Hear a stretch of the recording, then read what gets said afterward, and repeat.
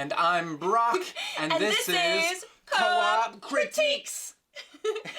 So today we are here to talk about One Piece up until the time skip, and we just want to say that there are going to be a lot of spoilers. So many. So many spoilers.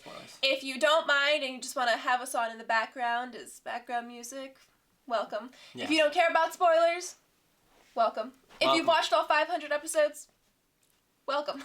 Yes, there's over 500 episodes before the time skip. Yes. Dee's video, To Watch or Not to Watch, you should definitely go and check that out because One Piece is definitely worth a watch. But if you don't care about it and you just want to see some fun stuff, then here we are. Yes, here we are. Here we are. So what we're going to do is we're going to be talking about the sagas instead of the individual arcs. So we're going to be talking about the East Blue, Alabasta, Skypiea, Water 7, Thriller Bark, and finally the Summit War. Summit War. And if you see us looking down, that's just because we have our notebooks full of our notes here that we're referencing throughout the video.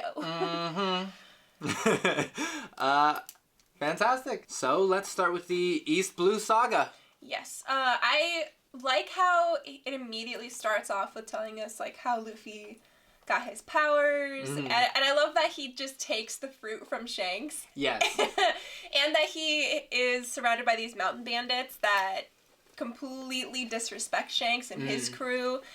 But then later on, you find out that Luffy was actually raised by mountain bandits. That was a cool way to show that he learns not to be prejudiced against them. Even though he ends up telling Dodon, I still don't like mountain bandits when he leaves her. Yeah. And it's definitely so shonen because it's just he's such a protagonist that eats absolutely everything. So the devil fruit mechanic really works well with that because he'll just eat it and now he has superpowers and everyone's like, you weren't supposed to do that. There's a lot of moments like that where, oops, I just ate this fruit and now I have insane abilities. Are there a lot of moments like that? Well, Buggy accidentally, spoilers, but yeah, Buggy all the time. Well, Buggy actually, got slapped in the back of the head. That's true. And swallowed his, and I'm sure there's more accidental, but that's just too off the cuff, Yeah, and then you have the two CP9 members who give us a lot of information about devil fruits. When they eat their devil fruits, we're actually led into the fact that they are actually disgusting to eat, that they're not very delicious at all. So I don't know about how many people would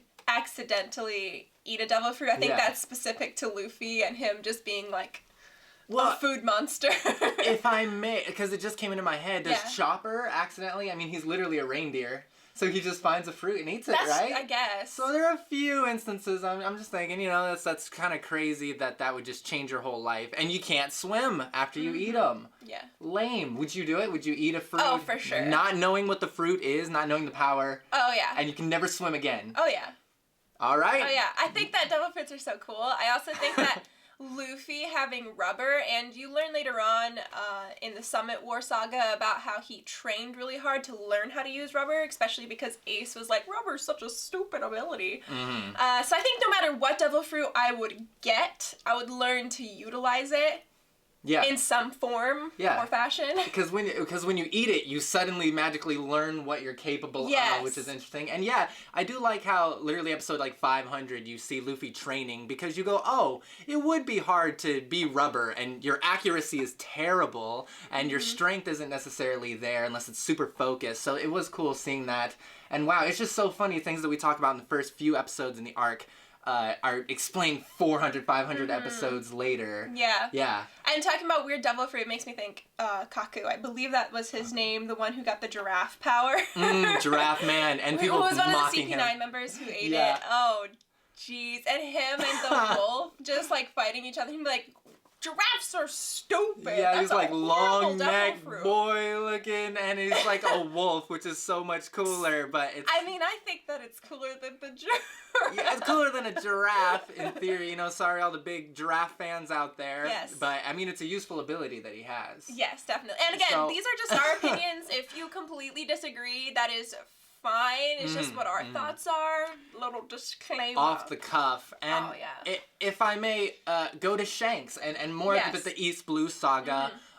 Shanks is such a mysterious character at this point. All throughout, really. All 500 episodes. And you really still don't know too much about Shanks. Right. You know that he's one of the 4 emperors, but you don't know exactly what his history is that led him there. I mean, you know that he's Mihawk's, like, rival. Right. But even at the beginning, the East Blue arc, you don't know any of this. But when I did feel a little bit betrayed later, but because I thought Shanks was just some pirate guy, like he's kind of like emotionally important to Luffy, but no, he's actually a big deal to the whole world. Deal. And I always felt this way, but especially later on, that he got punked when he got his arm ripped off. Oh, yeah. I thought, like, this is a guy, along with Luffy and so many others, that could just destroy the Sea Kings. Yeah. With a look, you know, with hockey and this and that. And so...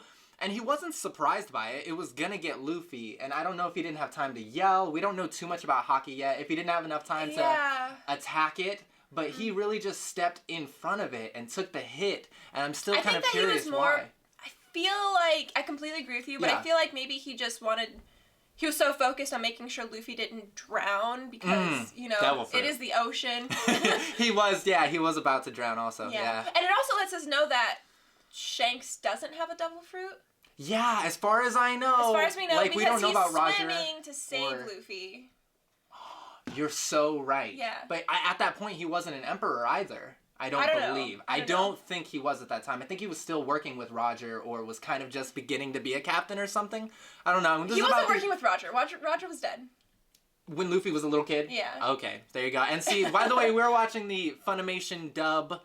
We have not read the manga entirely, just a little bit at the beginning. Yeah, I've read a little here and there, but I haven't read I haven't read all the 1,000 chapters. No. And you know, some people do say the animation is a little padded out, but we love the Funimation. I do like the anime. I do agree that some of the pacing can be a little here or there because they go by the whole 1 chapter, 1 episode, and sometimes there isn't enough in a chapter to fill out an episode. Yeah. But overall, I'm okay with the slower pacing because I fall in love with the characters, so I'm fine with having a bit more time with them. Although, you know, there are some battle scenes where it's just, like, close-up pan shots of their arms and, like, close-up of their face doing, like, a dramatic look. Just letting the music vibe for a minute or two. But hey, the music's so good. The music is so good. I also think that watching it on Funimation and streaming it makes it a lot easier of a watch because we aren't forced to go through, like, the 10 minutes of recap in the show. We just skip to the 15 minutes of actual content per episode. Absolutely. The episodes are kind of like 18 minutes long if you cut out that stuff. Exactly. Yeah, and if you just listen to the opening once or twice, but when you're watching 10 episodes, you don't have to do that every time. One Piece is also, we watch it dubbed as well. Dubbed. Yeah, I guess we should say that. The Funimation dub. I love it. I love this dub. Again, it might be because I've watched it ever since I was little, but I think it's one of the better dubs. Yeah. Just like Dragon Ball Z. Oh, yeah, and a lot of the actors are the same, actually. You know, Krillin's voice actor is Usopp, and Vegeta, you know, I can't Zoro. name them all. Vegeta, Zoro, but, you know, there are a lot of it's just quality. Just great. Yeah. So, I love that we see Shanks. I do agree about his arm. I think it's funny that they reference it later when he goes to meet Whitebeard, and he tells Whitebeard that he doesn't think that he should send Ace out to find Blackbeard. And Whitebeard's like, we were all surprised when you came back from East Blue and you didn't have your arm. And they get me from just episode 2 or 3, and he's like, Shanks, your arm! I know! And he's like, no problem, Luffy, it's just whatever, I don't even need it. And it's like, bro, who are you? And like, it's so good. It's insane. Later on, you see, or you learn the fact that his straw hat belonged to Roger, who passed it on to Shanks, who passed it on to Luffy. Yeah. So I'm just thinking that and the secret of D and all of these huge things. All of these awesome things are just such a slow burn, and they just start in East Blue Saga. So should we talk about maybe our crew a little bit before we move on and rate it? But before that, Kobe. Oh, Kobe, our main character. Kobe, best glow up in anime. The hero of our story, Kobe Beef. Really, the best Marine around, except for like Garp and Sengoku's pretty cool. But. Yeah, and he says, I want to be an admiral, and you're like, cool, that's a rank in the military. But when you realize there are 3 admirals and what they can do and who they are, good luck, Kobe. Like, you really have to utilize hockey and some sort of devil fruit. And he gets hockey at the end of the 500. He just starts to, like, feel it, you know? But he's got his whole training arc in the next 500 episodes to... Man, that's just so cool. You meet Kobe's, like, episode 1, and then maybe he could be the final boss or just be, cool. Like, top admiral of the Marines. I think that Shanks might be the final boss. Yeah. I still strongly believe that. Because in order for Luffy to be the king of the pirates, he has to beat the 4 emperors. We don't know who takes Whitebeard's place, but that includes Kaido and Big Mom and Shanks. Yeah, but there's just so much love there. You know, I don't know if they could actually duke it out like Vegeta and Goku or anything. Well, you know, Luffy loved Kobe, and when Kobe got in his way in the Summit War, he just straight up punched him in the face. Yeah, it's like that show, The Slap. Like, every time, like, Garp's like, Luffy, you're my son. You can't... Luffy's like, get out of the way. And then Kobe's like, Luffy, stop, we're friends. Luffy just slaps him because it's awesome. It is. It's really good. So then they beat Alvida. Yes. Then Kobe and Luffy go to find Zoro, and Zoro's tied up, and they meet Helmeppo, and they meet Axe Hand Morgan. Right, they meet 1 million people. It's like our first arc, and we get Big Daddy Zoro, bounty hunter extraordinaire. And you start to see a theme here that I'll keep going back to, and that's that the Straw Hats don't really like pirates. I feel like the one's a bounty hunter, Zoro. I know. And then Chopper, I was going to say, eventually is madly in love with them. He's like the only one. I'm talking East Blue also, mostly. And then Nami's like, I absolutely despise every pirate. And then Usopp's like, they're alright. My dad's cool and I'm an Usopp pirate. Yeah. I guess Usopp's into it. Usopp's super into it. He wants to be like captain. Yeah, he wants to be a captain. Well, he wants to be like a great warrior, and he thinks pirates are great warriors. True. I didn't think about that. But in East Blue, majority or half hate pirates, the other half take... Yeah, so that's just an interesting dynamic that you get to see throughout those 60-ish episodes? Yes, definitely, because East Blue goes into episode 61. 61. So, yeah, I like that Luffy gets Zoro's allegiance by saving him and cutting him down from the post. I think that that's really cool. Right. I love that he's the first member of the team, and he becomes, like, the first lieutenant of the Straw Hat He's the Pirates. number 2 all day long. Oh, for sure. And he continuously shows his allegiance. Like, without Zoro, I don't know how far they would have gotten. He saves them so many times. Right. And then I constantly wonder if he could take Luffy. I mean, swords are his weakness, but, you know, I don't know. I feel like Luffy would beat Zoro. I don't know. I just don't know. I don't want to throw my hat down. Wait till I get to episode 1000, and I'll maybe talk about Simply that. because later on Luffy learns how to use hockey, and that's not fair. Zoro has it. Right, that's not fair. Yeah, you could argue like second half and first half. Yeah. But okay, so let's talk about Nami a little bit. Nami, love Nami. Oh my gosh, I love Nami. Well, Eiichiro Oda, he doesn't want there to be romance between the Straw Hats, and I think that is so important because in Shonen Jump you often get female characters who are like relegated to a love status, which I just do not like. You know, Sakura, Hinata from Naruto, even if they're cool, you know, they still is like, they're the lovey ones. It's lame. Lame. And I think that Nami is a holistic character all in herself. Like, she has a personality, she has a backstory, she's a complete person, and I love that. She's got stuff going on. Like, she is not with Luffy at all. No. Like, from the gift to like 50 episodes later, when we've got Usopp and Sanji, and then she sort of betrays the crew by leaving. Yeah. But hey, you know, she has a reason. It hurts her. Yeah. Because she's like crying, she doesn't want to leave, she's been happy for the first time, but she needs to go back to her sister Nojiko and Orange, not Orange Town, and Arlong Park, everyone there. She's like, these pirates are just built different, and they're pretty cool. Like, they're not all bad, I guess, huh? So Nami's amazing. Let's move on to Usopp now. Yes, Usopp. I love Usopp's character design. Oh yeah, he looks cool. I like his nose because it goes back to the, like, Pinocchio, because he's Usopp the liar. Usopp the liar. Yeah, and I really like, if just this arc in general, it gets brutal in Usopp's kind of little arc, and Usopp takes a bullet, the villain, what's his name, Kuro? We take little notes. Kuro, the Black Cat's Kuro just slashes the sheep guy and threatens the... Kaya? Kaya in the middle of the night, and just Zoro slashes, kills people. Like, it just gets really, and you go, oh, we're at episode 20-ish, 30-ish, and you're like, people are dying, and there's blood everywhere, and there's violence, and the stakes are really high. Like, One Piece kind of starts out cute, you know they're fighting and they're pirates, but you really get the feeling like, oh, the villains are gonna be something. Definitely. Yeah. Wow. It's also where we get the Mary with Usopp, because Kaya and her butler give it to him. I love the Mary, I love the design, I love the little sheep head, that's Luffy's seat. And how do you feel about Usopp in terms of representation? Do you feel like he's a good representation? I know some people don't necessarily like the way that he's depicted, the way that he's drawn.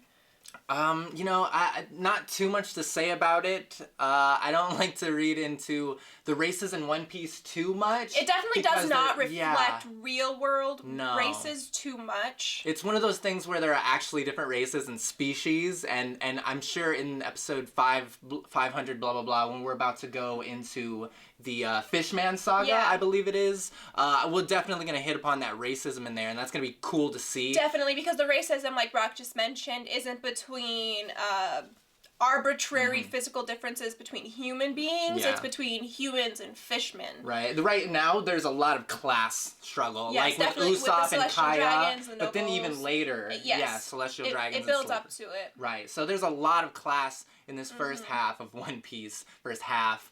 And yeah, that's all I really gotta say about that. Yeah, I mean, I love that Usopp is included in the main group. Yeah, very diverse cast. Yes. Characters. When Oda was asked which countries the characters would be in, if they were from countries from our world, Luffy was from Brazil, and Usopp's from Africa, which I think is really awesome. Choppa's from Canada. Canada. He's so sweet. He's so sweet. But we'll get to him later. I know. So then we go from Usopp to the Baratier. Okay. We meet Sanji. Yeah, so Sanji, very interesting to me. He shifts from like favorite character to kind of getting least favorite because he, you know, he's so pervy and he can be really basic at times. But you know, he's still a part of the crew. You still love him. Yeah, I like Sanji's like base personality, but it becomes very grating. His like never-ending lust for women. Right. I wish that he would be able to talk to a woman without having a major nosebleed every time, and I know that goes back to like the person that he is and all of that kind of stuff, but I don't know. Yeah, it's tough. And if I must say, it's another interesting fact is that Sanji, I felt, out of every Straw Hat so far in this first half, he put up the biggest fight to go with Luffy. I felt like he really gave Luffy a hard time. It was like, no, I don't want to be a pirate, and no, blah, blah, blah. And that was kind of just weird to me. I never felt too close to Sanji. Like, I don't think Luffy felt too close to him.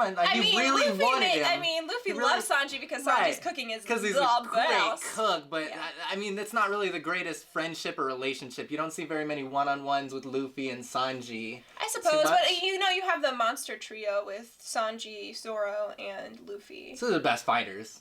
Well, yeah. Okay, anything else about Baratier arc? I think that Baratier also builds upon that brutality we saw introduced with Usopp because you learned that Sanji and Zeph were stranded on that island for 85 days, and Sanji only had food for like 25 of those 85 days, and he went without food, and Zeph went without food the entire time, and he had tricked Sanji into believing that he had food, but he didn't, and so Sanji felt really bad, and he had already made Zeph lose his leg, and oh my gosh, it was like, it was so traumatic. That's the best part of the arc. Maybe it's Mihawk showing up and styling on Zoro. That's a thing that you see so much. You first really get a taste of it here, I think, is that, the Straw Hats aren't that good. Like, we've been beating everyone, but it's been close, but there's a world out there. When it comes to the pirates in the East Blue, they're extremely strong. Yeah. But whenever you meet someone from, like, the Grand Line, especially from the New World, the Seven Emperors and the... Four Emperors. The Four Emperors and the Seven Warlords. Yeah. And that's, we could talk about that all day, because that just stacks every new saga. You go, like, for example, real quick, Skypiea, you go, Eneru is basically a god, and then you meet, like, 3 Enerus in the next arc, like, 3 gods, and you're like, okay, wow. Definitely. Yeah. So, yeah. And I love that when Mihawk comes in and beats Zoro. Zoro mentions the whole marks on a back are swordsman's shame, and he makes that promise to Luffy that he will never lose again. And Luffy smiles, and he's like, okay, I accept, and it's just so beautiful. Right. None of which has to do with Sanji, necessarily. None of which has to do with Sanji, but Sanji gains the respect there. Yeah, and he his respects backstory. Luffy. His backstory is awesome. Yeah, and you see how much the Baratier chefs really adore Sanji and want him to go on and have a fully realized life. Absolutely. See the All Blue, we learn about that whole myth. Yeah, his reason of joining, really. Yeah. So after we get Sanji, we have all of the crew we're going to have for a while. First with Zoro, then Nami, then Usopp, then Sanji. And then basically, is this it now? We have Arlong Park? Yes, and then we go to Arlong Park. So at the end of the Baratier, we were fighting Mihawk and we're fighting Don Krieg. Yeah, hype. And then Nami runs away with the Mary, and she needs to go back to Arlong Park. We figure out that Nami has been a part of the Arlong Pirates ever since she was little. Huge traitor. Nami's story just broke my heart. Yeah. Bellamere. Yeah, I don't want to get... The orange trees. I don't want to break down Arlong Park too much. But yeah, there's a lot of heartfelt stuff. So her much. moment with Luffy, once again, Sanji doesn't quite have that moment, but her moment with Luffy, seeing Bellamere just get blown away once again to build on every arc now. And it surprises me going into One Piece, because we did only start it 5-ish months ago before we got here. One day after work, I had turned it on. Brock had walked into the room, and he was like, I'm not going to watch 900 episodes. What are you doing? And I was like, come on, let's just start it. See where it goes. Yeah, let's just do it. And I encourage you to. I mean, I know we're spoiling, but dip your toe in. You'll love it. Just try it out a little bit. Just try it out a little bit. But no, very heartfelt. Big death and sadness in that one. And we meet Hachi too, who becomes important later on. Hachi, start to see a lot of characters that will come back later and be in entirely different arcs. Yeah, I also enjoy that here you learn Nami's obsession for money, you learn about her dream to draw a map of the entire world, and you see Luffy's dedication to his crew because as soon as Nami asks for help, he is there. There's no hesitation. He immediately commits to giving his all to freeing her and really her town from the rule of Arlong. Yeah. Yeah, I love it. And I love that her sister Nojiko is like trying to get Luffy out of the water when Arlong puts his feet in concrete and like throws him in. That was pretty cool to see. See, but we could talk all day about this arc. Just like when Nami's gonna stab Usopp and she puts it in her own hand. Like, that level of sacrifice for a guy that she's only known for however long. But just the loyalty there. And she knows he's a good person. She'd never kill any innocent person. And Luffy doesn't believe for a second that she actually hurt Usopp, which I thought was really good. Yeah, so much loyalty and love. And I believe if you get to Arlong Park and you watch it and you don't like One Piece, then you're just crazy. Like, cause that getting to that 30, 40 episodes, then you gotta be hooked. There's no way. But if you're not, then, you know, I don't know. Again, our opinion, I agree, Arlong Park really starts to pick it up because then you start to understand more of what One Piece is all about. Great. So then we beat Arlong, we get Nami, what's and after? then we go to Log Town, and we get Buggy's side story. Oh man, okay, yeah. We learn all about Buggy and Shanks, as Brock had mentioned earlier. Shanks like snuck up on Buggy one day, and then he swallowed. Yeah, Fat Saga, a lot more world building. You get to see your first Logia fruit. You get to see Dragon. With Smoker. Dragon, coolest character. You don't know anything about Dragon at first because all you see is a man with a cloak and his face tattoo, and Luffy's about to die. Best line of this saga. Oh yeah, that's Brock's favorite line. I was gonna say, you know, that's my favorite line in that whole arc is Luffy's about my favorite line. Buggy's about to chop off his head. And Luffy's just like, oh, sorry everyone, I'm dead. Yeah, and then he just gives a big grin. What? And if Dragon hadn't been there, that would be the end. And that's why like, there's all these little moments throughout East Blue, but throughout the whole show where Luffy is just lucky. Like, he has the devil's luck. The beginning, I don't believe the anime shows this, but in the manga, like, he gets trapped into a whirlpool as soon as he leaves his village. And he sneaks inside a barrel, and then from that barrel he survives, gets picked up by Kobe. Yeah. All these moments where he should have died but didn't. I mean, you see it all the time. People will save you, but at the end of the day, it doesn't feel like it's cheap or anything. I don't think that it's cheap. I think it goes back to the will of D. Right. Whatever that is. We have no clue. That's my theory, that it goes back to the will of D. But or plot armor, but he has got a loyal crew behind him that is always looking after him, which save his life. As well as he's very lucky. Mm-hmm. And the last thing to mention about Logtown is that it's the place where Gold Roger was both born and executed. Yes. Which is how Luffy ends up on the execution platform to begin with. He wants to see it, and Buggy gets him, and then Alvina's there, and all this kind of stuff. Yeah, it's very iconic, and what would you call that? Symbolism? Maybe symbolic of the king of the pirates. This is like Luffy's being born there, sort of, and he almost died there. All of that fun little, you could read into that moment. It's really deep and cool. Right. So then we're at the end of the East Blue Saga. What would you give it? We're at the end of the East Blue Saga. I've rated them beforehand. East Blue gets an 8 out of 10. Now, for me, this is not just any 8 out of 10. Like, a One Piece 8 out of 10 could be a 10 out of 10 for a lot of other animes. We're thinking of the whole, every bit of saga for these 500 episodes and how it stacks up for One Piece. And there's just so much better that even happens after East Blue. And it's an 8 out of 10. Yeah, for me, I gave it an 8 out of 10 as well. We didn't consult each other on these ratings. I think it's an 8 out of 10 because you get to see all the backstories of the crew. You get to fall in love with them a little bit more. And you also get to see more of the world as they explore these different places, as they're trying to recruit everyone. I also really love the moment in Logtown, not only learning a little bit more about Gold Roger, but getting introduced to Dragon and seeing Luffy's first real failure, I would say, almost being executed by Buggy, which, Buggy doesn't become as much of a threat later on. Right. So, yeah, 8 out of 10 for me. 8 out of 10. So next is the Alabasta Saga. Alabasta! Yeah, getting to the Grand Line, meeting Laboon and Vivi. Crocus. And battling Baroque Works, essentially. Battling Baroque Works. Once again, just getting your whole tier list of criminals. You always gotta love that.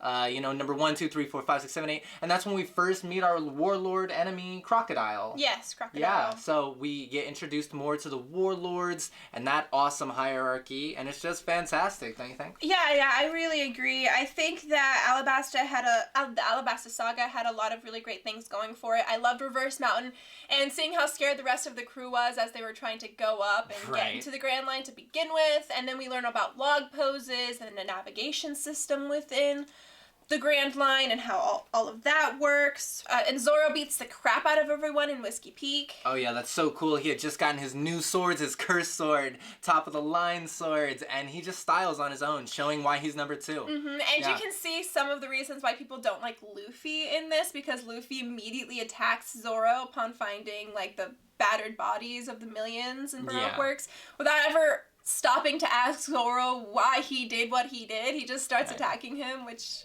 Yeah, Luffy was a little hot-headed there. There's, I guess, still some trust that they had to build together. Or understanding. Yeah, trust and understanding.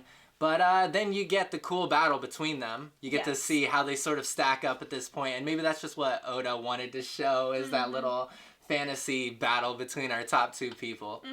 You learn that Colby and Helmeppo have now become apprentices of Garp, who we later learn is Luffy's granddad, and they're learning that, which is pretty cool to see. At Whiskey Peak, we also meet Robin for the first time, and she offers Luffy that eternal pose so that they're able to skip Little Garden, but then Luffy's like, you can't tell us where to go, and he breaks it. Oh, you're so right. And then they go to Little Garden, they meet the Giants, who have this feud, and we learn about the Island of the Giants at the very end that Usopp really wants to visit, because they're the best warriors in the world.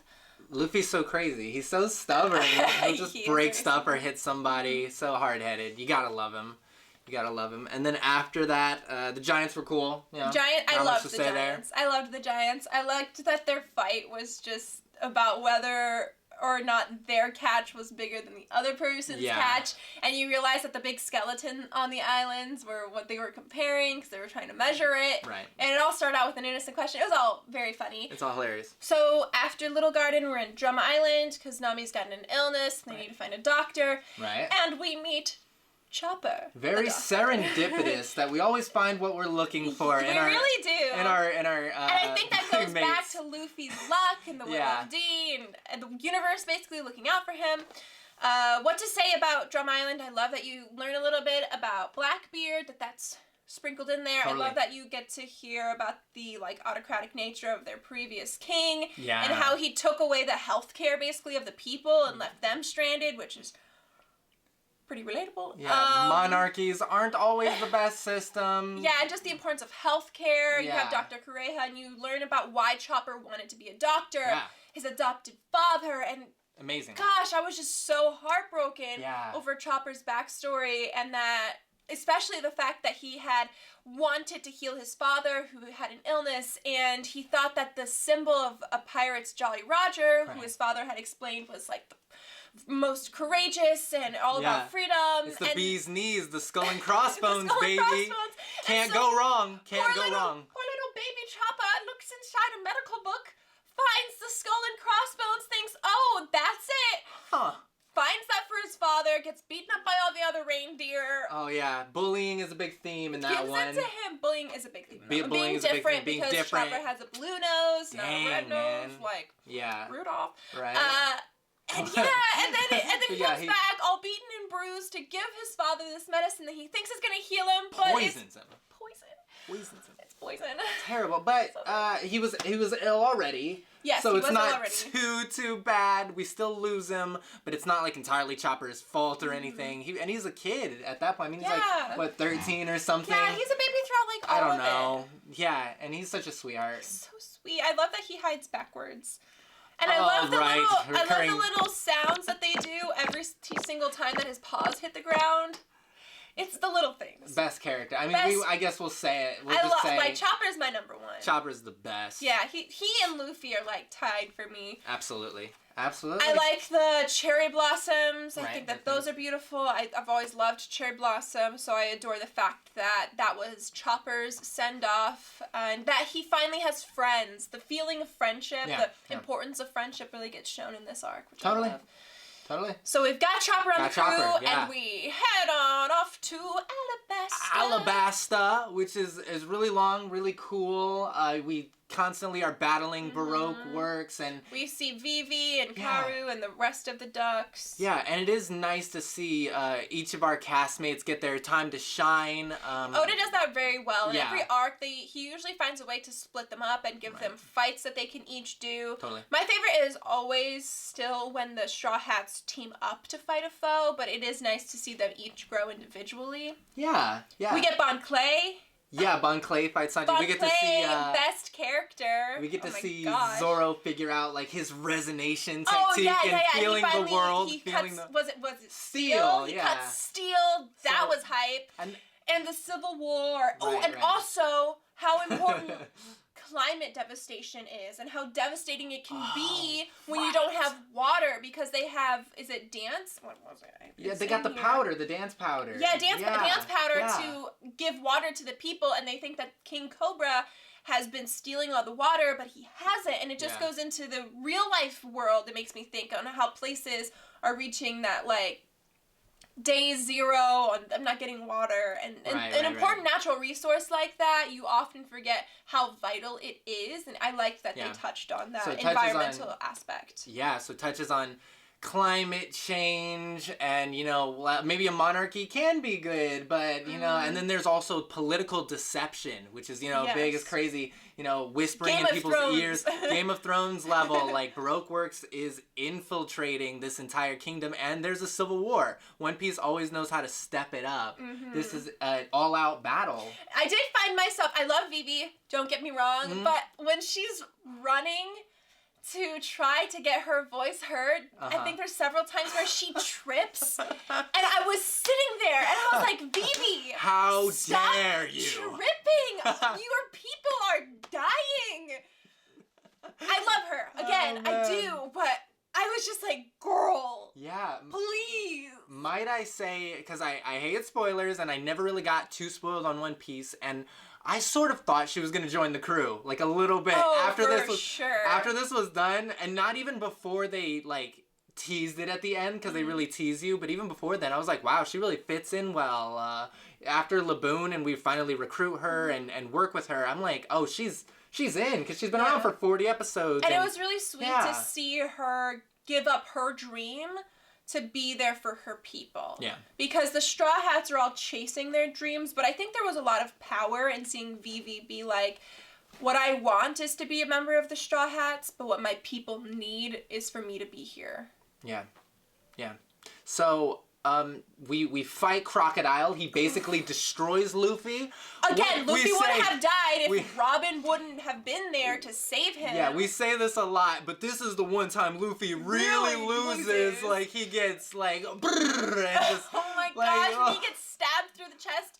Yeah. But then it goes back to Luffy's creativity, his imagination, because he figures out that Crocodile, in order to punch him, you need water, so it all ties back to that environmental aspect. Right, and they mess with him, but Luffy's not dumb. Like, he really is a smart, like, he can be a captain of a crew, goofy as he is, as ignorant of the world he can be sometimes, because the world's so huge, he has so much left to learn, but the passion and just the learning, speaking of which, the learning during the battles, there aren't so many training arcs in One Piece, just not too many. Zoro learning during his fight, Chopper learning, because he didn't even really fight much before all of this, and just seeing them grow in battle, VV2, as every arc goes on, and not needing to necessarily stop and train. Another important aspect of this arc is you get to see one of Vegapunk's innovations with the first weapon devil fruit hybrid with the doggy. Very, very JoJo. You see they can get stand powers. Like, you can have animals, dogs, babies get powers, and then you realize,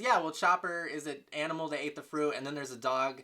No, there was Lucky that Chopper ate the human fruit. Yes, and then the gun ate the dog fruit? I don't know how that works. Was that the gun ate the fruit? So even items can eat the fruit, because it wasn't a dog Vegapunk is the one who figured it out. The man fed a devil fruit to a rocket launcher, and you get a dog gun. Yeah, it's something like that. Yeah, it's interesting, for sure. For sure. So let's talk about Ace to finish off that arc. Yes, I love Ace. I love Ace so much. I love that you get to see him. You also get to see, like, the Weaver cards being introduced. Right. And he's just so hype.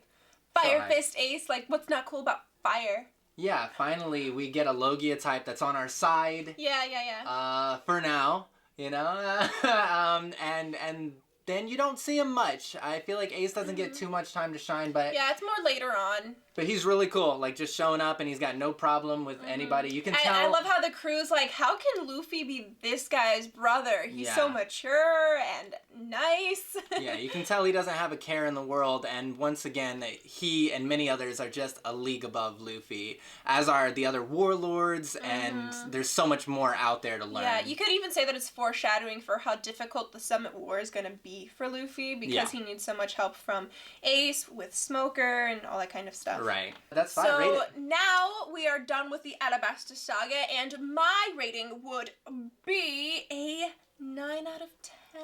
It's a 9 out of 10 for me. 9. Main reasons being I love Chopper, I love his inclusion, and I like what the element that he adds to the Straw Hat crew. I also really like Alabasta's whole Civil War element and all of the environmental effects that added on to the hardships that the people were facing, and I like Vivi and Karoo and all of that stuff. Yeah, it's fantastic. So I've got it at an 8.75. I think it's spectacular. I think there's a lot cooler things that happen after it, but you really start to see the crew come into their own. But it just can't really stack up to my favorite of favorite arcs, but 8.75 is respectable. That's great stuff. All right, so now we're, Skypiea. Skypiea! Let's go! Yes, it starts with Jaya. We learned about Nolan the Liar. We finally get to meet Blackbeard, which we mentioned before. Something that I really enjoyed at the very beginning, we see Luffy for the first time turn down a fight, and I think that ties back to Shanks at the very beginning, and how he told Luffy that some things just aren't worth getting bent over for, or aren't worth getting bent out of shape about. Yeah. And I just really enjoyed seeing Nami not really understand that. Yes, and I I related to Nami, but you mentioned, yes, later on they kind of go back and explain Shanks' point of view again, and it just all clicked for me. But when I first watched it, I'm like, yo, Luffy, stomp him out, bro. You could take him in 2 seconds. But Bellamy is just not worth it. He's not worth the time it takes. Yeah, Bellamy is effort. such a loser, but... He's so beneath them. You also see Doflamingo, and Doflamingo... super epic villain. Yes, my problem still in that scene is how Zoro has to take a beating too, because he's the number 2, and so Luffy taking a beating as a captain for his crew and because it's not worth it. I thought that was kind of weird because he's like, Zoro, come take this beating with me. Yeah, and but I'm that shows that Zoro is his loyalty. And he is, of course he's gonna do it. That's why I'm saying it's like kind of unfair for Luffy to ask him to do it, because they didn't have a talk about, hey, this is what we're gonna do and this is what we stand for. Yeah. But you know, Zoro was there, and it was. And I think Zoro agreed. Yeah, he felt it. Yeah, he got it. Yeah, but that's real quick, Jaya. There's a lot of. It's kind of slow in Jaya, figuring out the Nolan the Liar stuff, going to that island, learning about the knock-up stream. The knock-up stream, a lot of mystery. You get to see the Mary getting hurt and the ship being even more broken down as they continue on this voyage. And the knock-up stream is an interesting take. There's a lot of mystery, as I was saying. It becomes with the more giants. Fantastical here, the giants. The giant shadow in the water. The giant shadows, yeah, and how those are just the people on Angel Island. It's just the people above them, but that was really, like, it just hooks me right away. I'm like, whoa, there's like 3 giants in the sea, and there's a storm, and it's really cool. There's a lot of mystery. And it pays off eventually when we finally get to Sky Island. Yes, the best thing about Sky Island, I think, is I really liked the native element to it and how the native people of Shandor, the Shandorians, they were trying to take back the land that was unjustly ripped from them after their island got randomly blown up into the sky and landed there. And that's because they really wanted, the Angel Island people really wanted the Verth. And it was, I think Wiper's story was just immaculately done. The way that he wanted to honor his ancestors' wish to ring the golden bell and let Nolan know that they were still there waiting for him. Yeah. That was really wonderful. I thought it was a very well done story element that they had. Yeah, and there's some strong characters in this arc. I love the villain Eneru. I think the fact that he's so... Modeled off of Eminem, fun fact. Yes, modeled off of Eminem, the rapper, of course, not the candy. And he is just so annoying, and you just want to see him get beat up, and he's so OP. Yeah, he's so strong. His face when Luffy... Yeah, it's so good. Because we kind of got lucky there, because that's a Zoan type that Luffy can defeat. Everyone gets stomped out, but Luffy's just rubber, and that goes against electricity. It's like rock, paper, scissors. Thank goodness, because otherwise we wouldn't really have won that one. Yeah, we didn't have the hockey quite yet. Not yet. Although we do get a little taste of it, a little sprinkle on top of the mantra. The mantra. Yes, and I also enjoy the type matchups that get introduced here. It just immediately made me think of Pokemon with the rubber versus electricity. And how it was weaker, because that really comes into effect with Logia types and how their matchups work with one another. Definitely. Like Akainu could take Aokiji. Oh. That's not fair, right? Like, yeah, I don't think... Well, who knows? That's dream battles for another day. Yeah. I really like the introduction of the waivers and the dials. Ooh, yes. That was nice, especially because you see Usopp's head turning, and you get the sense that he's not only the sniper of the crew, but he's also an inventor of sorts of the weapons. World building. It's fantastic in the Skypiea arc. All the explanations, the history of it all, how they, travel on the clouds, how they're, like, liquidy, but they're not, that you can still stand on some, but you can't stand on others, and it's just a whole world and culture that you just love to learn about and see. Definitely their whole god system, and that it's just a title. The god is just basically like the king of this region. Yeah, it's crazy, but that's how powerful that a Logia type can get, that you can consider it basically a god among everyone, because it's so strong. I also like the theme here of how an all-powerful leader can basically subdue his people or force them into following his rule in order to ensure their survival. Because you can tell that the people of Angel Island, they don't really want to be doing the things that Eneru is asking of them, especially the White Berets, and they're trying to do their best for their people, knowing or maybe not even knowing the impact that their actions are having because they're just following Eneru's orders. And speaking of the impact on the people, I think that's a phenomenal transition into how Eneru kind of has this little observational hockey. Oh, yeah. And his little countdown. And he can tell all the little lights that get blipped out. He says something like, there's 100 people coming to fight me in this war. Another Civil War type situation. And he's like, there go 20. And here's like 30 of your dudes. And it's very brutal, like the fighting. Oh, yeah. And you really feel like, wow, they're killing so many people in this war. And he's just has this omnipotent lightning strike of destroying anyone, anywhere. And it's just way unfair and not very leader-like. It's not cool at all. And that does lead me into one of the biggest problems of this arc, which is you sort of feel betrayed because you realize that some people, there's a lot of fake-out deaths. Basically, everyone who you think has died hasn't died. And I think that really weakens it, and that's why it's my least, spoiler, it's my least favorite saga of the first half of One Piece. I think that I don't like my characters dying, but I think in an all-out war like we're not bloodthirsty. No, we're not bloodthirsty. I'm just saying, when you show death so prominently... Yeah, it's very prevalent throughout One Piece. Yeah, the fact that you see the characters then deal with those deaths, and then the characters that they thought were dead being brought back, I just felt like it really weakened them, especially with what were their names? Conus and Pagaya? Yes, but we just saw in Alabasta, another Civil War, so many deaths, such a toll on the kingdom. Crocodile's brutal, and then you get Eneru, and he acts brutal, and he walks the walk, but then it's just a betrayal of you, because you're like, oh, he didn't actually really kill all these people, and he didn't actually... I mean, there were some deaths, I'm sure, but they backtracked so many. There's so many. And Alabasta also deals with this, and I think One Piece in general does. You think? Because in Alabasta, I believe it was Pell, who you thought was dead, but then he walked back and he was fine. One of Vivi's main men. Yeah.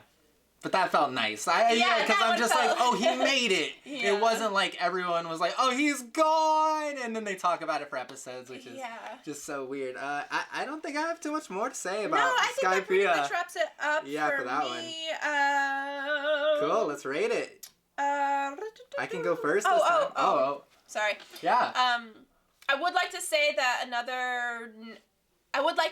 that something that's very important with villains is them having good motivations. Yes. And Eneru's whole thing with the natural order and the angel people being in abnormality to him, and that's why he wanted to blow them out of the sky. I thought that was really cool because it makes you question who's able to say what the natural order is, and Eneru doesn't realize that him even dictating that, he doesn't have that kind of power. Right. But devil fruit users, if they're given to the wrong people, it can just go right to their heads. Yeah, talk about Whitebeard later and how strong he is. And how it doesn't affect his ego. Good thing he's a real one. Yeah. If he had that power, it would be devastating. So, my rating for Sky Island, 7.5.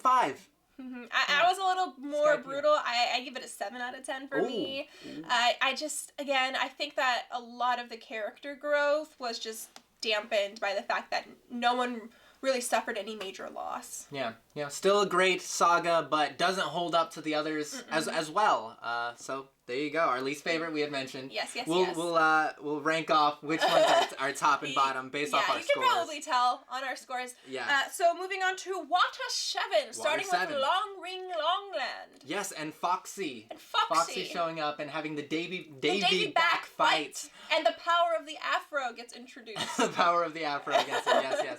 I kind of liked it. I thought it was some people complain about Foxy, but I thought it was a moment of brevity before we get to the Aokiji fight and coming off of the drama that was Skypiea. Just nice to see 7-ish episodes or whatever of what if we lose Zoro and he has to work with these other pirates? We're not gonna lose Zoro. The stakes aren't that high. You're not gonna lose Nami, but just that back and forth and the little mini games they play, it's fun, it's cute. I will say it totally makes sense that they take Chopper because he's the best. The best, true. And Chopper's so sweet. He's Luffy, get me back! And then you have to feel sad because Chopper's bae. Yeah. It's excellent. And then you see with Aokiji after the Davy back fight that he just totally demolishes our crew. The whole crew, like you said, when the whole crew gangs up on one enemy, and they don't stand a chance. No, they get Robin and Usopp and Nami take her away with Chopper. Yep. And then Zoro and Sanji want to stay back and fight, but Luffy's like, no way. No.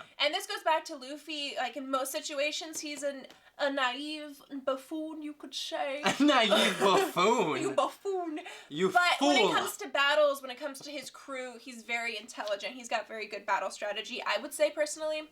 And he knows when to call it quits. Like, because Eneru is on par, essentially, with Aokiji, the Logia types, and Luffy goes, not one of these again. You guys gotta run. Like, let me fight him off for 20 seconds. Yeah, and even Aokiji at the end, I believe that he's like, did you ask me to fight to give your crew time to run, or did you actually think that you could beat me? He respects him. What did you think? No, I think it's pretty clear that Luffy was a strategy. Yeah, I believe Aokiji's so probably seen 50 battles where one dude sacrifices yeah. himself so the rest can escape. Yeah, I do want to say that there was probably like 5% of Luffy that thought he could beat him. Yeah, I don't know. He has that strong, like, self-belief. Yeah, he's a confident man. So we go from this, like, devastating loss, really, this really scary moment where they're trying to thaw Robin and thaw Luffy, and we get into Water 7. We meet one of my favorite side characters, Kokoro and Chimney, and their little pet.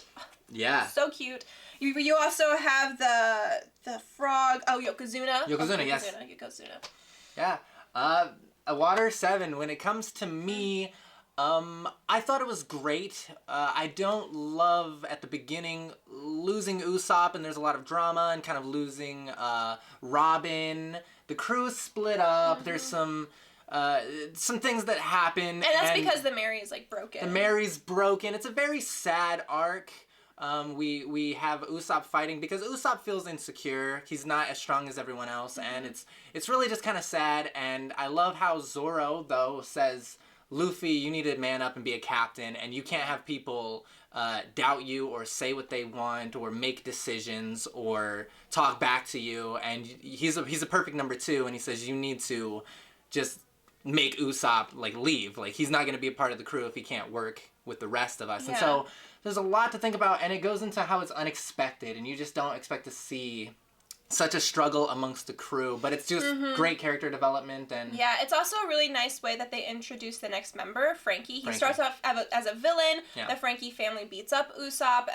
Destroys him. You don't guess that he's going to be added into the crew, but then you get to learn that he actually has a very sweet personality. He's a very, very sensitive character. He cries all of the time, and I always love seeing an extremely masculine-looking person or a masculine looking person being able to cry, and I think that One Piece does a lot of really good crying scenes with its male identifying characters, and I think that's wonderful. I think it's really important to let men know that they can cry and show their emotions, and Frankie is not afraid to show how he feels. No, it's not bad to be passionate about what you feel, fight, but then still make up, cry, admit you were wrong, or admit this or that. And even at the end when he's joining up, he's still so stubborn. Yeah,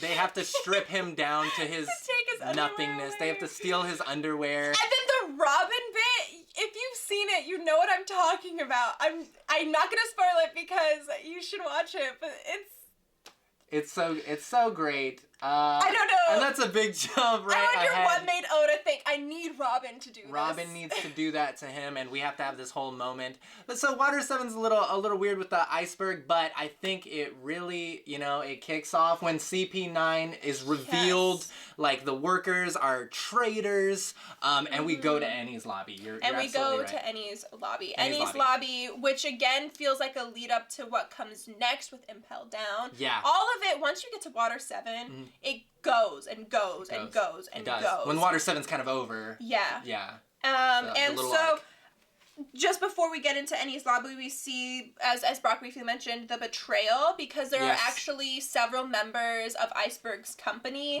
that had infiltrated them, and they were actually members of the world government, and it was like Kaku, Caulifla, and Rob Lucci. Yeah. There was also the bar owner, Bluno. Yeah, Bluno. So you see a little bit of government plot and like secret missions that they have to go on, which is really interesting. Yeah.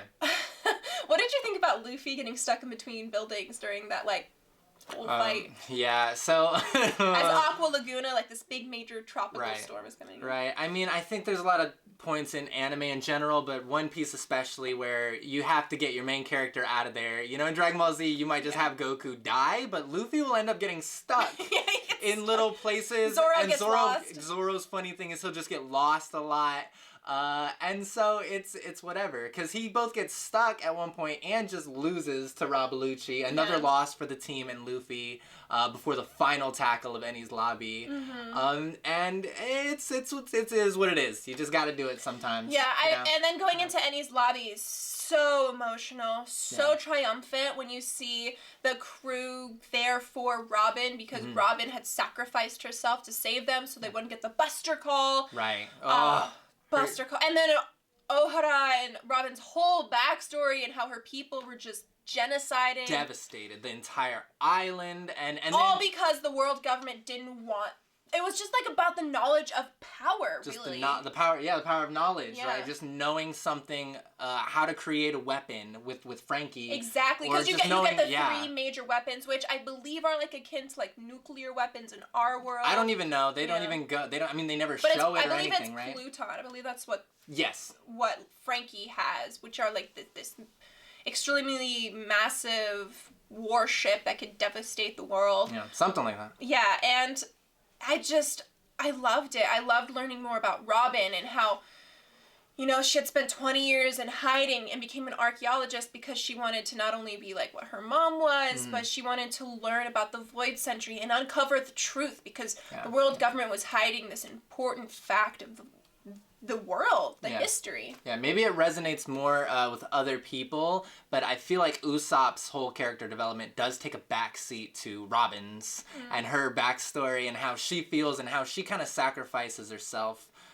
for the crew at the same time that Usopp is sort of just beating himself up and kind of wallowing a bit and figuring out his place in the crew at the same time. Yeah, he has to take on the alter ego of Sniper King so he can Soga fight King, them. I do think that there is some concurrent character development though, because as Luffy is fighting Rob Lucci, Usopp's the one that helps him keep going. Like Luffy's at the very end. Yeah, Luffy's on the ground. He's just been beaten up. His organs have been pummeled. And Usopp is there yelling to Luffy, don't give up, don't give up, don't you dare fall down. And Luffy, battered, beaten and bloody, he stands up. We see the second gear, we see the third gear, and him just like get this, I think it was like a giant fist. And he just punches Rob Lucci and it was awesome. Yeah, Luffy was doing some grinding off screen on the ship or something to figure out all of his different gears. I think that goes into what he is able to experience as he goes on this journey, because he does the third gear with the knowledge of giants existing. He's like, oh, I want to be a giant. That is kind of hinted at, I think. Not really driven home, but yeah, he learns as he sees something that happened a long time ago, and then he just implements it. Yeah, I don't really understand the mechanics behind him turning into like a little chippy foam. Yeah, he becomes little. It just takes a lot out of him. Yeah, and you also see the might of the government here with the Buster Call at the very end. Just a hint of it, too. Yeah, and it was... Oh, it was so cathartic to see the Mary come and save them. Oh yeah, that's special. That is special. I almost forgot about that. And it was hinted at all the way in Skypiea after Usopp saw the Mary trying to fix itself. Yeah. And the Mary just wants to go on one last journey with them. I know. Ships have kind of souls or spirits. They can if they're treated extremely well. If they're treated really well. It's very heartwarming. Yes. So beautiful. So beautiful. And then we get to see our new ship afterwards. They have a funeral for the Mary. And I love the Sunny. What did you think about the Sunny's design? Well, I mean, you have, like, the best shipwright in the whole world. And, of course, it's like a pimp my ride situation, and he just goes all out, and spec-wise, it's just better than the Going Merry. It's bigger as well, I believe. I believe it's much bigger. But you got the heart with the Going Merry, and you love it, so you do kind of think, okay, this is a cool new ship, but... Is it like another crewmate? Is it really gonna come into its own? And I think it does. I think it does. I also think it's sweet that Frankie puts in a little version of the Merry in the I believe it's the power system. Yeah, the little slots that he has going. Yeah. That was really awesome. I will say that I didn't know how to feel about the fact that Frankie's whole body was like destroyed, and that's why he's a cyborg when he tries to stop the puffing Tom. I think that was a cool way for him to turn into a cyborg. Yeah. That he loses his whole body. Yeah. And then you see him, much the same. Yeah. And then you see him later just being this like creepy Terminator thing when he gets into much later. Vegapunk's island, boyhood home. Yeah. So what would you give it? What would I give it? Yeah. Let's see here. Water 7, 9 out of 10. 9 out of 10. 9 out of 10. Really good. Yeah, for me, I gave it a 9.5 out of 10. Whoa, I loved Enies Lobby. I loved Robin's I Want to Live moment. Yeah. I kind of hinted at it in my One Piece video. It was just so beautiful. It was so nice to see her finally own the fact that she wants to live her life, that she deserves to want to live. She never had a chance. Yeah, I think Robin deals with a lot of survivor's guilt. She's the only one of her people to have survived. She has the knowledge of the poneglyphs. There's so much riding on her shoulders. Every single person that she's ever loved has died or betrayed her or left her. She's a survivor. She's not gonna trust everyone. She's a traitor. She's been through a lot of different pirate crews, but now she's finally loyal. She finds a reason to live. She finds a crew that she can really trust and commit to. And it's a beautiful thing. And Robin is like one of my favorite characters. Oh, definitely. And it goes back to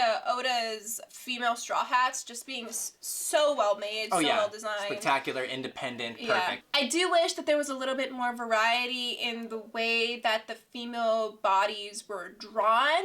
There is some you get either extremely old or extremely big, which is totally great. But in terms of the main females that you become attached to, it goes back to Oda's infamous 2 circles and an X to draw them, and not every woman is shaped like that, so it would be nice to see a little bit more variety in body shape there. Yeah. Especially because the male characters are so distinct and so different, and because Oda's style isn't realistic and it's more illustrative, I think that there's so much more he could do there.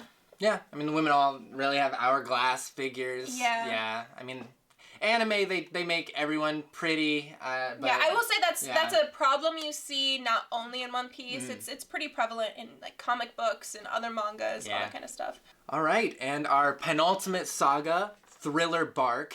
Really exciting, perfect thing to watch during Halloween. Yes, it is. Very scary all around if you love horror. We meet Brooke. One of my favorites as well. The Humming Swordsman. I'd say they're all my favorites, and this is something that I haven't read the manga, but I feel like hearing him sing and play and the voice acting, yo, and then and that brings it off the page. So watching the Funimation version, Brooke is an amazing character. His backstory, his connection to Laboon, it's all cool, it's all fresh. Yeah, and how do you feel about the power of the Afro coming back? Yeah, I guess that was foreshadowing. Shadows, because it's like darkness. Yeah, because you have like 3 main like power of the Afro moments. You have the Davy Back fight. Right. You have Brooke, and I would say you also have Sengoku. Oh yeah, so Oda loves afros, I guess, but yeah, so Brooke has his famous iconic afro, which he will keep even though he's, I don't want to say a zombie, but he has the revive. It's because it's the only thing that he thinks Laboon will recognize. Yeah, so, and it just didn't fall out, so he's got to protect it, because it's not going to grow back if he loses it or gets a haircut, so that's a little quirk that's fun. And the shadow system, also losing that, having to gain that back. Moria's devil fruit. And Brooke's probably one of the most eager to go with. It's just a love connection. Luffy meets him, says, "You're pretty cool. Hop in." And everyone else is like, "No!" They're like, "The zombie dude? Don't do it!"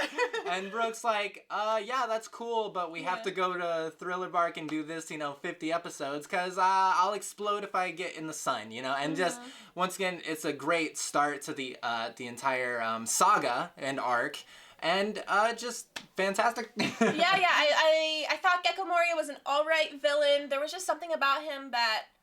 I don't know, didn't vibe with me. Maybe it's because he had the other zombies doing his work. Yes, I did love Perona. I think she's awesome. Mistress Perona, the queen herself. Yeah. One of those gimmick. They're all gimmick enemies, kind of, except the swordsman that fights Zoro. With the shadow of Brooke. It's all that fun lore and world building. But yeah, Gecko Moria literally just lays around and kind of sends zombies and shadows and this and that, and that's not great. But you gotta love Mistress Perona. Love Mistress Perona. Because she has her negativity power. And which is so funny to see the characters fall victim to. It's so hilarious. Someone who's always so optimistic and peppy and being like, we can take her, and then she's like, boop, and they're like, we can't do anything right. And you just give up before you even fight. It's so OP. What did you think about Usopp, though? Yeah. Because she hits Usopp with it, and then he's not affected, and then Verona's like, my dear boy, you must be the most negative person ever. I'm so sorry. You can do it. Keep living. Yeah. So she's completely, almost completely out of options at that point. That Usopp can defeat her, and that's just a lot of once again comedy and fun during the rest of a very dark, serious, horror type based arc with so much at stake, and it's just a great arc. Great saga. It's really Anything good. Else to we get Bartholomew Kuma. Oh, we can't forget about the end of it. Yes, absolutely. We see the fight with oars. My favorite part about that again. My running theme here is when all the Straw Hats were fighting him. Teaming up, I think that Nightmare Luffy was another foreshadowing that Luffy isn't strong enough at this point to take on the warlords because he needed 100 other shadows to help him. Right, bit of a power boost and some help. They barely get by. Yeah, and Kuma comes in and just That's such a great... They always know how to just up it every single time. And so even though we barely win, the second we win and defeat all of these impossible odds, Kuma shows up. Just another warlord. What should be another 50-episode arc just shows up, devastates the whole crew. They have no chance. I mean, they're already injured, but you can even see later they would have no chance at full power against Kuma. No. Kuma is so cool. His various powers, how he uses his abilities. You realize he's one of the pawpaw fruit. You realize he's one of the top tier warlords. And it's at this point we're also really learning that there are the 7 warlords, each of them stronger than the last, but there are also the 4 emperors that will come in, and you're noticing, there were vice admirals in the Buster Call, but the admirals themselves are all god level, on Eneru's tier, and so there are still these insurmountable odds in the pirate world and the marine world where our crew couldn't even possibly stand a chance. So Zoro essentially sacrifices his life for Luffy. And he doesn't tell him. Doesn't even tell him. What an honorable person. He tells Sanji nothing happened here. Yeah. It's one of the things that makes Zoro one of my favorite Straw Hats. Totally. That moment for him really solidified his standing. It solidified his fealty to Luffy. Yes. And to the crew itself. And that he doesn't do the things that he does for notoriety or to gain any kind of points. He does it because it fits his code of honor. Yeah, and once again, it doesn't feel cheap at all. No. Because Zoro takes so much pain, you can see it really affects him, and he's essentially injured for the next, big spoilers, 150 episodes. Yeah. All of the warring arc and the time skip, essentially. I mean, he's injured for most of it. He tries to power through, which is admirable, but does not succeed. No. Suffice it to say that Thriller Bark was good, and especially toward the ending with Kuma. Definitely.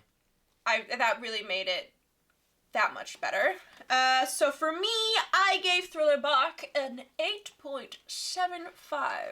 8.75. You heard it here first.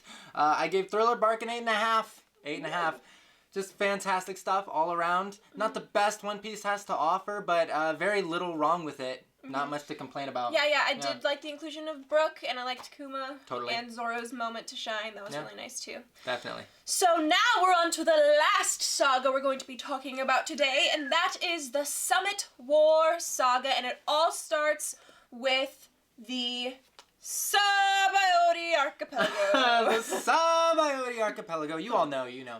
So the archipelago, once again, I thought that it was amazing from the get-go. Like I really liked it. I liked that Hachi came back. Yes. I liked the whole Duval bit and how he looked like Sanji's bad sketch. That was really funny. Right. Oh yeah, Duval's great. And Kami was great. Definitely. She was a nice character. I love the mermaids. Again, didn't like Sanji's whole bit that she was the mermaid that he wanted Kokoro to be. Not those ugly mermaids he met in the past. No. But this is where it gets really, there's such a great balance here because there's so much fun with the little carnival that they have there, the rides, and meeting an old friend, making amends, meeting the funny Duval section, but then straight into like slavery and like the celestial dragons and the nobles and how you can't mess with them whatsoever. Yeah, rescuing your new friends and meeting the rookies. And so we have all of this next setup, hilarious comedy, terrifying like world building. Yeah, and we meet Rayleigh. Yes, you meet Rayleigh at the end of all that. And you get to see his hockey like take down everyone in the slavery auction house. Yeah, it's hinted. Which was epic. Right, amazing. It's hinted slightly before with Shanks and Whitebeard meeting, but that's where you get to see it.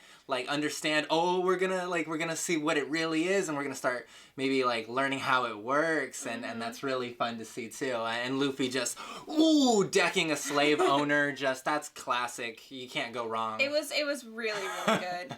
And I also enjoyed the pacifistas coming in. Right. That was a nice addition to Vegapunk's experiments. Insane especially creations. Once Frankie goes to his island, you get to see like he's a very experienced engineer and creator, but it's also the fact that the power of being able to invent those things in the wrong hands can lead to some devastating weapons being built. Right, so, and we haven't even met him, so it's been hundreds of episodes of his experiments and seeing this and that. We don't even really know whose side he's on, what is he good, bad, but he kind of works for the world government right now, which is like, who knows what that could mean.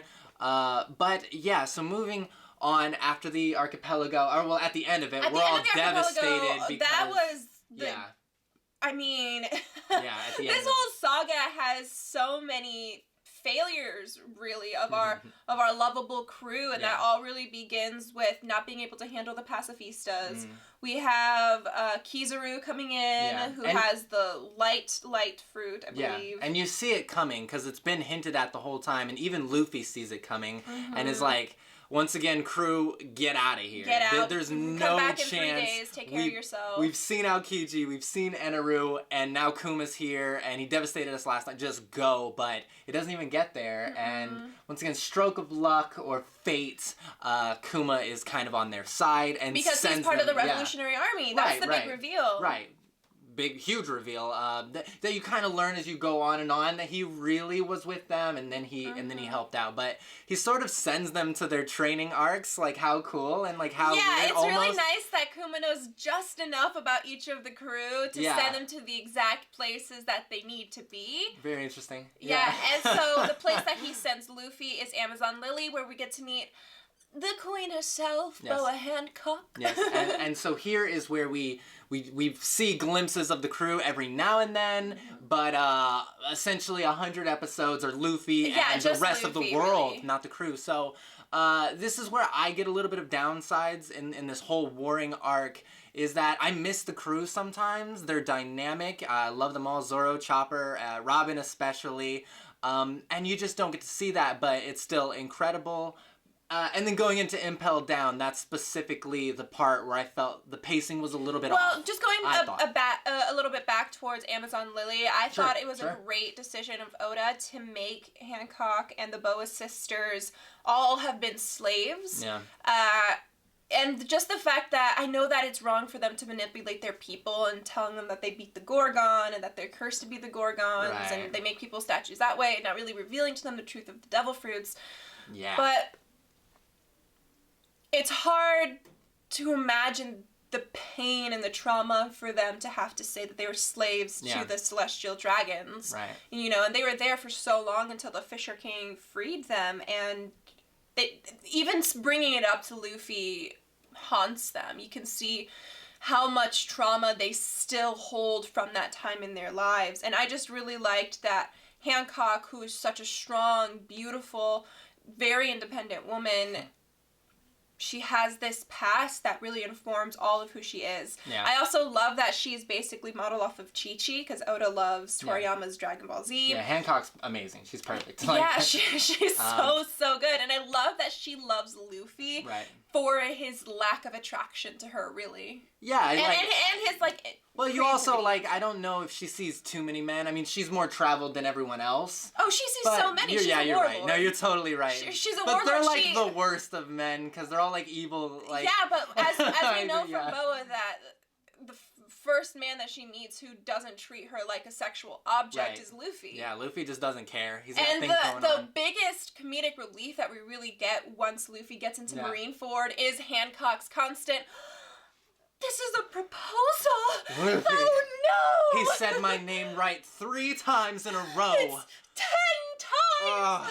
That means we're engaged now. Yeah, so and all of those bits were just incredible. Right, and even on Amazon Lily, all of that, serious ex-slave, they hate Luffy, and this standoffishness is also met with the fact that Madame Nya, or whatever her name is, the granny, is so funny. The women don't know what men are like, so they see Luffy, they just think rubber. They all stretch like that? Oh my, men are crazy. Indeed, and then just seeing him naked, and they're just like... but the part when they were like, give me your balls of gold. They're like, what is your that? family jewels, let me cut it. What are those? My family jewels.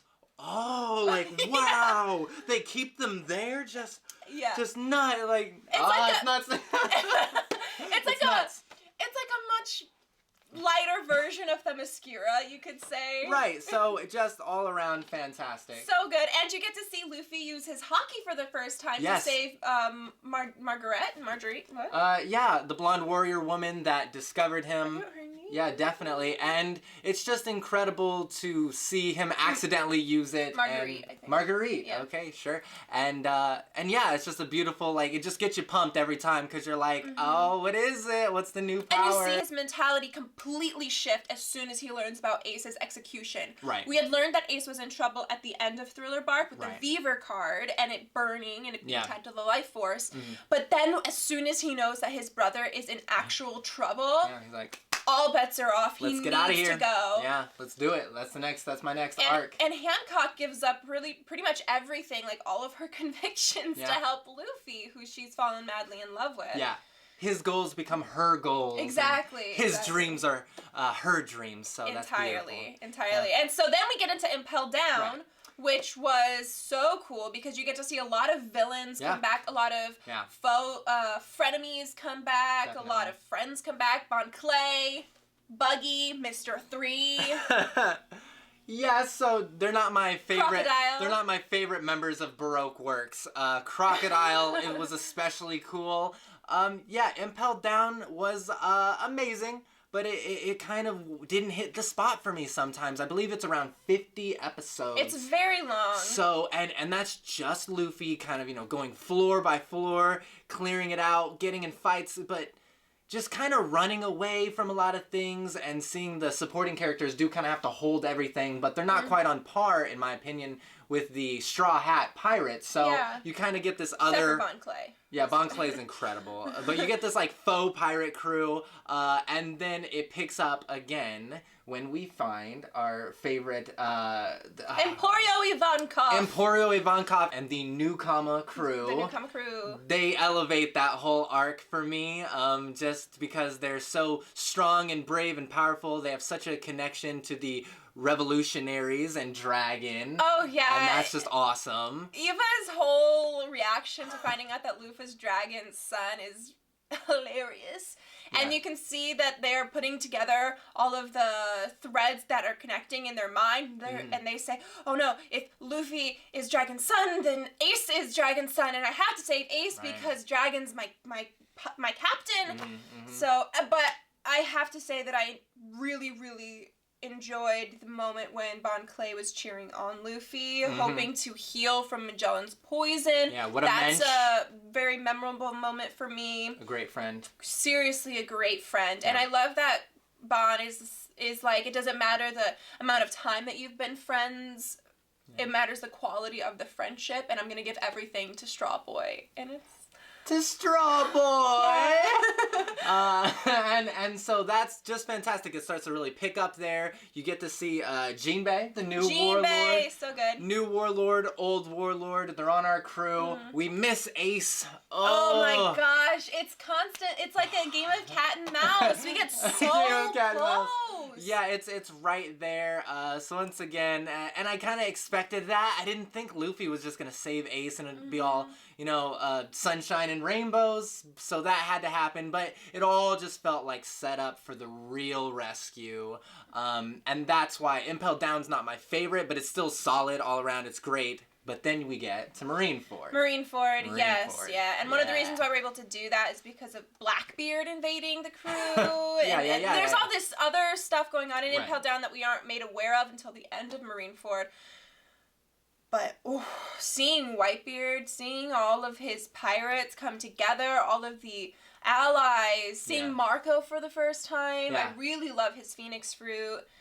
And just Ace's reaction throughout the entire battle, he felt so conflicted, and you're there with him. You understand that you don't want your family to die, right? Your father, your adopted father standing right before you, and he's sacrificing everything to try to get you back, and you're happy because they're giving so much, they're sacrificing so much, but you don't want to see the bloodshed of your brothers before you. Right, when your entire family comes to save you, and, it's such, I couldn't even imagine the feeling, you kind of want to sacrifice yourself for them, but then they want to sacrifice themselves for you, and there's just an all-out war, and Whitebeard is incredible.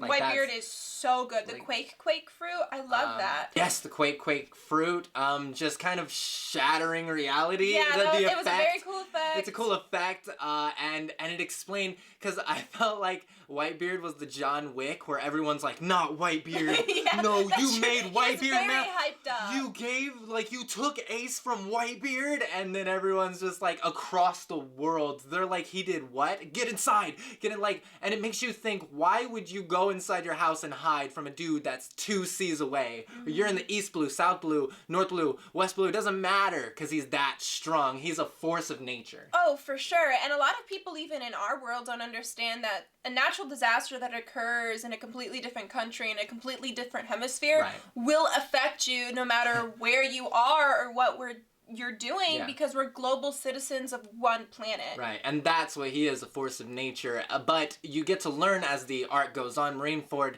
that he is not just powerful, he's an amazing leader, father. Yeah, and he never wanted treasure, he never wanted fame, all he wanted was family. That's right. I spent half of Marineford just crying my eyes out. Yeah. I literally postponed rewatching this final arc in the saga because I didn't want to put myself through it again. And I'd never even seen it, So I was just like, oh man, it's so sad. It's so sad. I don't want to do it. But it's so worth it. Yeah. But it's so sad. So that's that. And there's so much to talk about Marineford. What else could we... Akainu, Aokiji... The fights are just incredible in general. Luffy gets more of Ivankov's hormone, which means that I believe Luffy's lost 20 years of his life? Something like that. I don't know the hard magic of it. I can't keep a tally now he's lost 3 years of his life. But it's taking a huge toll on his body to constantly do the gears and get Ivankov's special medicine. Yeah, because the second gear is basically him doping himself. Yeah, and burning his pumping more blood through. More blood, but so much energy that it's devastating to him. So not quite sure how that affects him in the long term. But hopefully when he becomes King of the Pirates... he gets a good few decades. Hopefully he gets to be Whitebeard's age. Yeah, who knows? And so the fights in general are incredible in the arc. One of the highlights for me was when we got to see Luffy running up the ramp and having to come to terms with having to punch his grandfather, Garp. Garp's whole struggle when Akainu did the thing. Yeah. And Sengoku having to hold him down because Garp was like, if you don't hold me down, I'm gonna beat the crap out of Akainu. And yeah, and it's just so say it's just funny. a lot. And I'm like, anyway, it's hilarious because from the beginning, Garp is this Marine, and he says, my 2 grandchildren don't become pirates. Like, my one job is to raise you not to be pirates. Like a Jedi is like, I hope my Padawan doesn't become a Sith. Mm-hmm. And they're both from the beginning, they're like, cool, I'm gonna be king of the pirates, he's gonna be king of the pirates, yeah. We're gonna do it. And it finally comes to a head, like years later, a decade or so later, and they have to duke it out in front of everyone in the middle of war, and it's just so sad. Even if you could see it miles away, it's just such a build up and such a terrifying moment for them to have to fight there, and then we lose Ace. We lose Ace, which I just found myself wanting to yell at the screen and be like, don't turn around, don't go to Akainu, he's just taunting you, he's trying to get you to fight him. And Ace, bless his heart, he can't stomach that his father is being spoken down to, basically. Right, it's all about family, that it's arc. all about I guess that's the overarching theme of that one. I believe that after Ace's death and Luffy's traumatization, really, you learn more about their childhood, you learn about Sabo, and you learn that Ace has always had that personality feature, that he's never able to stand down from a fight. And we also learned that Goldie Roger had that personality feature too, and that he never turned down a fight. So even though Ace didn't like Roger, and Ace had accepted Whitebeard as his one and only father, it's again that theme of inheritance and the will that we get from other people and what's passed down, and how destiny will complete what it wants to complete, even if the milestones aren't the same. Right, and you pick your own family. You know, it's not just about who you're born next to, or, you know, who's blood related to you. And you see this all throughout the show with the pirate crews in general, but especially with Ace and Whitebeard. That's family. It's how you treat people. It's you know, what you call home, and all of that. Yeah, and Squad sucks. Just Squad. I loved seeing Shanks again. I also liked that he didn't want to see Luffy because Luffy wasn't a great enough pirate yet. So their reunion had to be postponed for a bit. Yeah. It's going to be interesting to see Trafalgar Law and Luffy's relationship blossom. Fellow rookies. Yes, exactly. And exactly how Trafalgar Law learned to do such immense surgery, because he saved Luffy. Luffy basically had like a hole in his chest from Akainu. He's a doctor captain. He's a really good surgeon captain. I want him and Chopper to talk. Yeah. I want Chopper to like learn from him. Yeah. Oh, yeah. Or vice versa. I don't know how good he is at being a doctor. Clearly, he's an amazing person like that. And then we see Blackbeard. He arrives on the scene constantly. Marshall D. Teach. Yeah, Marshall D. Teach constantly, like, in your periphery. He's never quite taken too much of a full center view, but now he's here. He steals Whitebeard's power. He's insanely strong. He was really strong before. The first user of 2 devil fruits, right, which the first user. I don't know as we know. He's gonna be stopped, really. He has the darkness fruit and now the earthquake one. And exactly. Nuts. It's insane. It's crazy. It makes me wonder if Blackbeard is able to do it because he has the darkness fruit, which basically absorbs everything. Or if it's a technique. Or is it the will of D? Is it something about those with the letter D in their name? That's why, oh my gosh. That gives them the ability. That's the name of our... But yes, it's so cool to see like things that are techniques like hockey, and then things that are like devil fruit. Same, I didn't mention it before, but CP9, they each have their own awesome devil fruit. It's cool to see the difference between the devil fruits and techniques, such as hockey or what CP9 has. Most of them, abilities are so cool. Right, most of them had their own devil fruit, but we forgot to mention on top of that, they have, I believe, 6 of those abilities that they master that make them insanely powerful. And it's going to be amazing to see Luffy start in this training arc, or the time skip training jump that's invisible, is that he's gonna learn how to use hockey, and all the different types. And I can't even imagine in the next 500 or more episodes to see how he uses that, how we bring back that in every fight, and maybe even some new techniques, and answer some of those mysteries, like the mystery of D, and to see really where the series goes, because there's still so much unanswered. And I mean, there are dozens of animes you could watch in the span of these 500 or so episodes, but the story is just so massive. Yeah. And while One Piece is difficult to get into, I do think that it's comforting once you've sort of hit your pace with it, since you know that there's so much that you can come back to, and you don't have to really worry about abandoning this crew that you've fallen in love with. Yeah.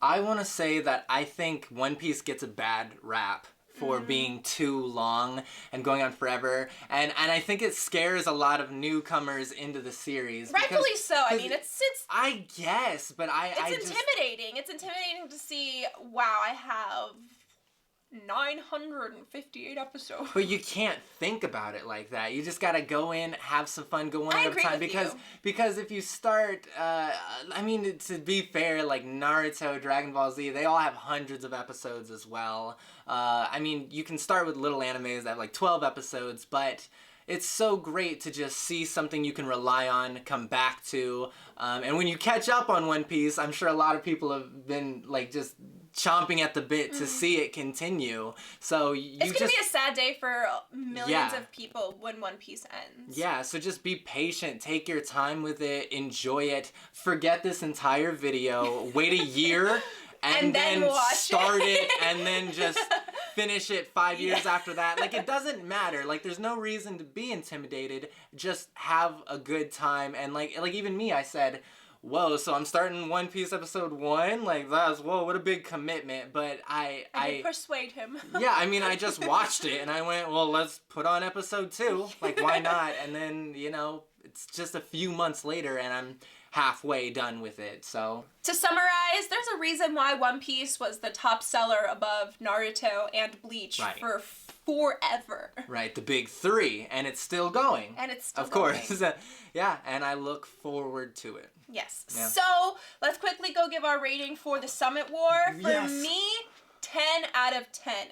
Any saga that can make me cry this much, I mean, to me it was perfect. I loved learning more about Luffy. I loved seeing Whitebeard. I loved seeing Whitebeard go all out on Akainu. Oh yeah. I loved seeing Whitebeard when he died standing up and there were no marks on his back, calling back to Zoro and his fight with Mihawk. Right. There's so many things that occur in Marineford that you love every character that's in it, and you feel for Luffy, and you feel for each crew member as they learn about the news of what happened to their captain. Right. And just the sacrifice that Luffy makes and all of them make to wait 2 years so that when they come back and they reach the new world, they never have to suffer a loss like this again. So 10 out of 10. 10 out of 10. Me, it's a 9.5 out of 10 just because of those bits and Impel Down and these little moments. And hey, for all I know, I'm saving up for the new arc, Wano, that just came out. You know, maybe another 500, that's a perfect arc. Maybe that's 10 out of 10. And so I'm just, you know, I'm saving my 10 out of 10. But this is as good as it gets for the One Piece that we know. Yes. And that takes us to our final rankings. Our rankings, they go up on the screen right now. You might agree or disagree. Again, we are ranking the sagas, not the arcs one by one. If you want us to rank the arcs one by one, let us know down below. Number 1, we have the Summit War Saga. At number 2, we have Water 7. Water 7. At number 3, we have Alabasta. At number 4 is Thriller Bark. At number 5, that is the East Blue Saga. And the final one is Skypiea. There you have it, everyone. Thanks so much if you tuned in this entire time. Yeah. If you had us playing on in the background, or if you really wanted to know all of our thoughts, if you've gotten this far in One Piece, let us know how you would rank the sagas, what your favorite parts of each moment were. Yes, please comment, please like and subscribe. If you got it to the end of this video, you're clearly a huge fan of us or One Piece, and we've got a lot more content coming, a lot shorter videos, some capsule reviews of things, and a lot more cool stuff coming down the pipeline. So please like, subscribe, leave a comment, and seriously, thank you all for watching. Yeah, thank you so much for tuning in. Thanks so much for watching our very very first co-op critique. Let us know what you thought of the format. Let us know what else you want us to critique together. And I hope you have a wonderful day. We'll see you next time. See you later, everyone. Bye.